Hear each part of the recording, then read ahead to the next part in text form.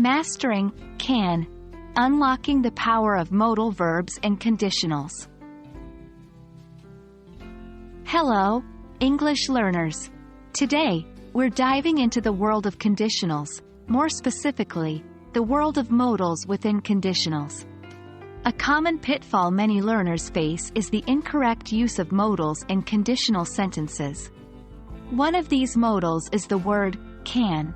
It's a simple, small word, but when used incorrectly, it can make your English sound less natural. So, let's unlock the power of can and master the correct usage of this modal in conditionals. First things first, let's understand what can as a modal means. It is often used to express ability, permission, or possibility. However, when it comes to conditionals, it's all about possibility. For instance, in this sentence, if I have time, I can help you, can expresses the possibility of helping based on the condition of having time. But remember, can is used for present or future possibilities, not for the past.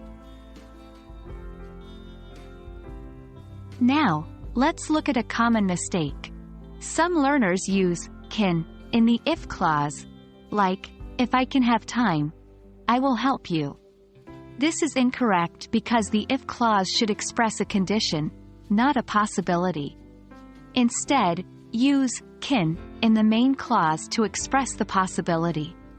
The correct sentence should be, if I have time, I can help you. Remember when I mentioned can is for present or future possibilities? Well, what about past possibilities? That's where could comes into play.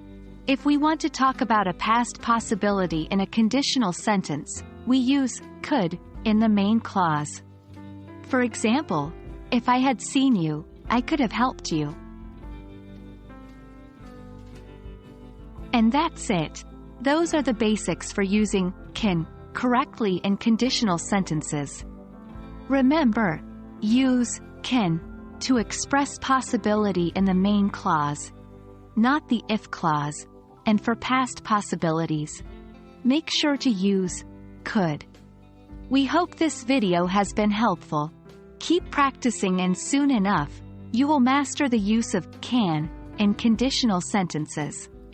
Until next time, keep learning and growing. Happy English learning!